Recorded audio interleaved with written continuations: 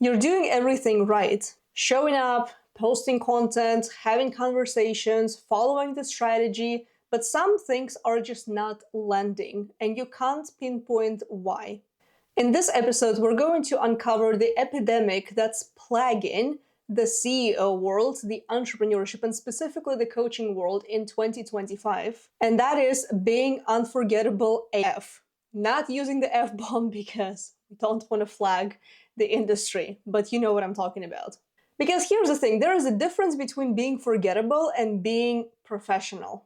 There are so many entrepreneurs and coaches, especially those that come from the offline world into the online world, and they're so used to being professionals in a suit and tie, especially, I'm going to call an industry out, therapists, psychologists, and some kind of come into the industry, and I hate to use that term, kind of with a stick stuck up in their butts. And there are even some really big brands, some really big coaches in the industry who have a really polished brand. And then for me personally, they stop being relatable, and not in a way how you may be thinking like, oh, like she's relatable, so I'm going to buy from her. Not in that kind of way. It lacks a little bit of a more personal touch. It looks very polished, always in front of the camera with all these lights and everything. I'm personally just recording this at home. I just have my ring light, I have my camera, I have my microphone, I have all these things, but in no way I'm in a professional studio to be recording the podcast. Will we get there someday?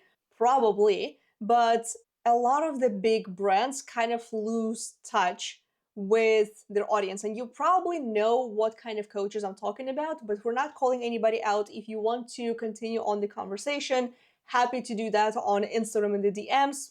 Find my username in the show notes, and I would love to chat with you regarding this topic. But let's move on. This isn't about being necessarily edgy for no reason. This isn't about being loud for no reason. This isn't about trying to be somebody who you're not. If you're like this in real life, cool. By all means, own that kind of brand, and you're going to build it to the masses. But if you feel like you're showing up professional just because you have to, because it's that kind of industry and you're a real estate person and you have to be professional, show us something fun. And I've seen the best kind of content from real estate professionals who sell properties, and they make it freaking fun. I've seen some really incredible viral content in that specific industry. So just because you wear a suit and tie or a skirt and a blazer doesn't mean that you don't get to show your personality through that. This episode is your permission slip to stop being safe and start being seen. There are a couple of signs that may say that you're a boring CEO, and we're going to uncover all of them. It happens when your content sounds like a how-to manual for a TV and not coming from a human. You always try to play it safe instead of sharing stories, sharing controversial opinions, making it a bit quirky and fun, because you might be afraid, oh, what would my peers think? Oh, they're gonna say I'm so unprofessional. I can't be making fun of something if I'm a therapist. I've seen some therapists really push the edge when it comes to their content, when it comes to talking about trauma. Now, you do have to be really careful with that, but there are certain types of content where you can push the line just a little bit more to get noticed. Another thing that usually suffers is the visuals, because you're trying to make them, for example, a lot of dentists use the color white and blue. And I get that, but you could use something slightly more controversial if you're a dentist, for example. So don't try to use the same freaking thing your entire industry is using, because every single one of them is forgettable. Try to use something more unique to your brand, add a little bit more of your personality and human touch. Another sign is your growth might have plateaued despite you being consistent. So you know you're posting content, you know you're showing up, you have had consistent content calendar for the last 6 months, you've been posting 3 to 5 times a week, but things are just not clicking. Maybe people are not commenting enough, maybe people are not messaging you enough.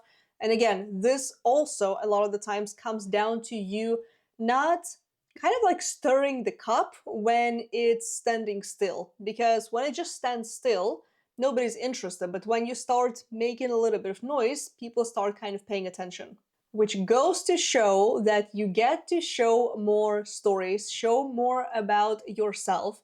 And I've been noticing this a lot every single time I include any kind of personal stories, every single time I include even any kind of fun analogy, people notice and they don't forget that kind of stuff. Here's another big sign that you might be a boring CEO. If you are a woman, you may not particularly relate to this, maybe a little bit, but I've seen a couple of marketing bros in the industry who only ever talk about money. That's all they talk about. They just talk about business, they just talk about strategy, they just talk about numbers, they bring up math, all of that kind of stuff. And I do understand that it's important to talk about the money when you're selling the financial transformation, like, sure, show the proof. But when it's an overkill, it kind of feels that way, right? You're like, he's been talking about this for way too often. Can he just shut the hell up? At least that's how I think. And I'm okay with talking about money. Like, I don't think that it should be a taboo subject. I talk about it with my friends, I talk about it with my coach, I talk about it in different memberships, whatever. Like, we're good about that. But it doesn't have to be your entire personality. It's kind of like that one guy who you go on a date with, and you've seen the red flags from his dating profile. You've seen that he's got his BMW on 3 pictures out of 5, and it's his entire personality. It's kind of that same exact thing in the coaching industry with the marketing bros. Now, I want you to take a step back from your business. If you have been posting so much about the business, if you have been talking about just trying to be professional, setting everything up, not ever messing up, or even being a little bit too much of a perfectionist, I can relate because I have been a perfectionist my entire life, but I always make sure that it doesn't stall my progress. I make sure that it doesn't make me stop from creating. I make sure that I'm not just this like perfectly polished businesswoman, whatever. I'll give you one specific example. I remember when I first joined that network marketing industry and when I started learning how to grow the business, how to use digital marketing, how to generate leads, all of these basic topics, right? And I remember seeing a lot of these gurus who would put together these 3 or 4 day video series. I'm sure you've seen them. That's the launch framework that's been used for years and years. I believe there's a book by Jeff Walker who created this. I think I have it actually, the launch plan. And I remember seeing one and I was like, wow, this is so mind blowing. I've learned so much. And then, bam, I have to buy a $300 course. And I remember seeing a lot of these people. Some were women, some were men, because then I start noticing the pattern. I'm like, oh, I've seen this launch at least 3 times in the last 2 months. Something is up. Like, I need to figure out what it is, right? But I remember everybody being so polished. They had this white background behind them, they had these cameras, and I remember them showing kind of slight behind the scenes of that. And I remember looking at it, I'm like, I don't know if I'm ever going to be able to do that because this just looks way too professional. And then I started seeing some people who would do this in their whole houses. They would just do it on their phones and it would work just as good. So I was like, okay, cool. But at the same time, every single time I would see one of those super professional videos, I would just be like, man, this looks almost too polished. This looks almost too clean, almost too crisp. And I understand when you reach a certain level of your brand, when you charge a certain amount of money, you also get to level up your production level. I mean, I'm talking also kind of like a brat here because I've got a professional microphone here, I've got a professional camera in front of me, the microphones, everything I've ever wanted. Like, I never had any of that stuff when I first started. I would just record simply on my phone and I would have crappy audio quality. Everybody kind of had bad quality unless they used professional cameras. That's why the difference was so big back then, because sometimes I look at the old videos. I recently looked at my Instagram account from 2015 when we first could create these 15-second short videos. They were square, and I remember looking at them and I was like, why is the quality so bad? Because I didn't realize that our phones used to be like, what, 360p or 180, whatever that is. And Back then, the difference was astonishing. Today, when you just use your phone, it's the same quality as my camera. And honestly, sometimes I feel like I should be using my phone a bit more, even for YouTube video filming, because the big downside of using a fancy camera is the battery dies pretty quickly, unless you use a dummy battery, but that's a whole another conversation for another time. Today, I feel like a lot of the people in the industry who get started, they just have it so easy, way easier than we had it back then. Back then, you either had very crappy technology or you had very high-end technology, so the jump between one to the next one was very steep. These days, everybody has their phone, everybody has decent quality. Even if you use your headphones, like the basic wired headphones that you get from Apple or whichever brand for like 10, 20 bucks, even that has better audio quality than what we had back then with the phones. So all I'm trying to say is you don't have to try to be super polished to make the money. You don't have to be this professional LinkedIn bro or whatever. You just get to show up as yourself. And I remember when I was first starting out, it was so hard to record videos because English is not my first language. So I would always script my videos. I would always look very robotic on those videos because it was so hard to memorize. It was so hard to form sentences. Right now I'm recording this episode and I don't really have any kind of script. I do have a couple of bullet points, but I don't have anything that I follow word for word. But back then I had to. And I remember I was so afraid to mess up, especially once I started going live when Periscope was a thing. Anybody remembers that? I would go live and I would be so scared to mess up. And then I remember one of my mentors said, if you never mess up, you're just not relatable. People are gonna think that you're a robot.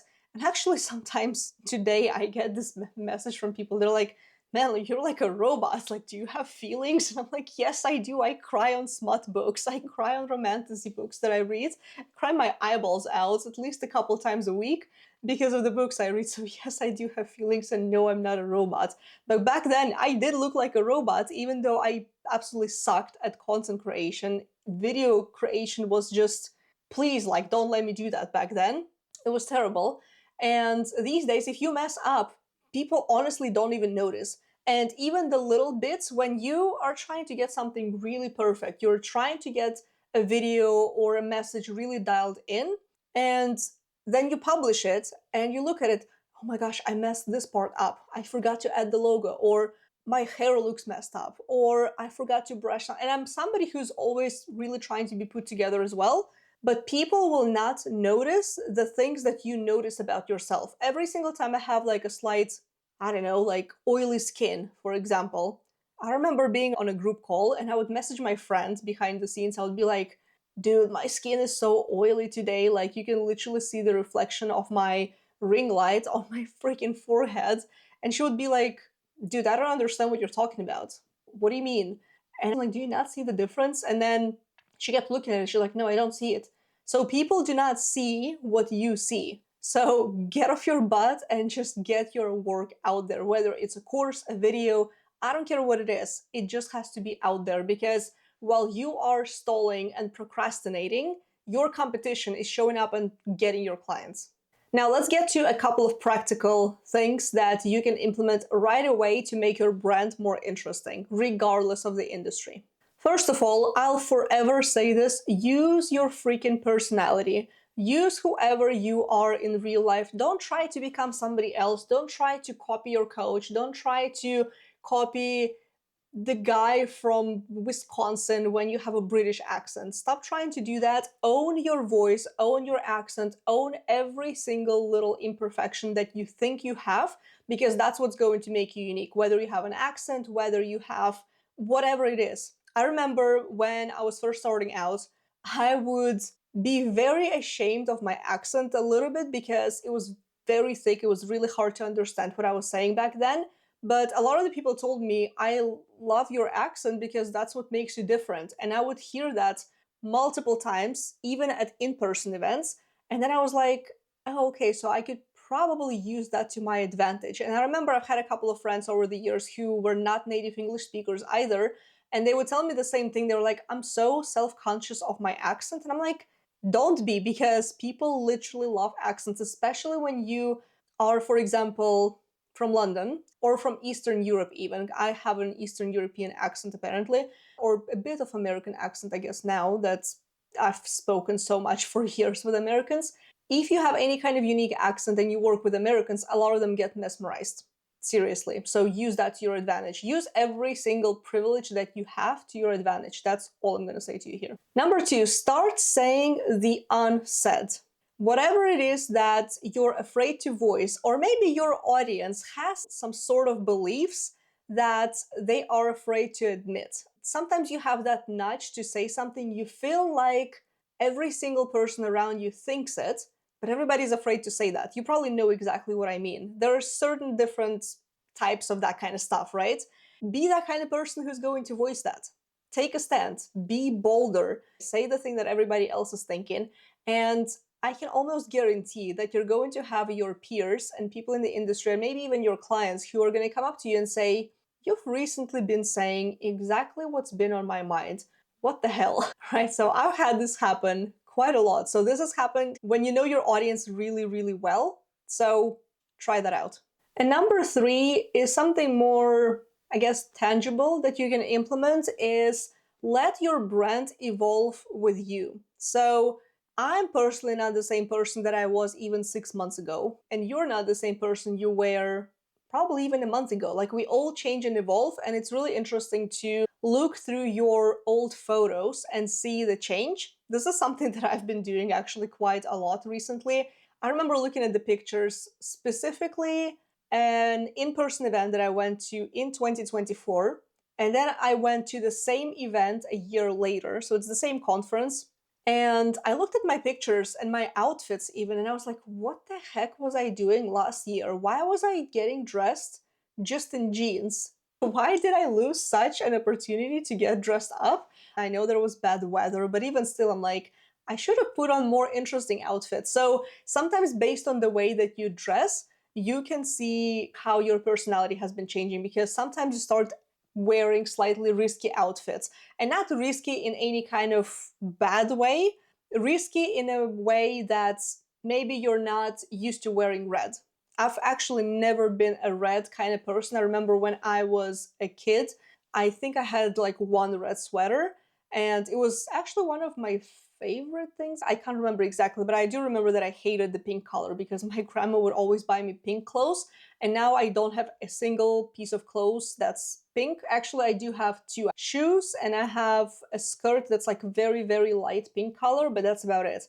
Like, I'm never gonna be the girl who's gonna dress up like a pink Barbie. That's just not my personality. But a risky color for me would always be red, because I was like, oh, like, I'm gonna put on something red that gets you noticed immediately. You kind of put yourself on the spot. So is there any color that you're not used to wearing that you can put on and immediately feel more confident?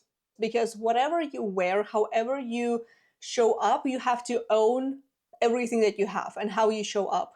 And this even goes with how your brand shows up online and what kind of clues your brand leaves. So, for example, I recently shifted my brand from teal and yellow and bright and girly colors that I used to use for years. I literally look at my old programs and I'm like, why did nobody tell me that this was a little bit too much yellow or too much teal color? So now it's a very different brand, because I am a very different person. So I let my brand evolve from kind of like a flower girl to kind of like a marketing detective investigator vibe. So if you are on this podcast, you can see the vibe really clear. You see the messaging, you see even the podcast banner is very much not including teal or yellow colors. So let your brand evolve and let your brand be more interesting as you become more interesting, because I know character development and personality development sometimes needs to happen, because when I was beginning in the industry, I was an 18-year-old kid who was trying to figure myself out.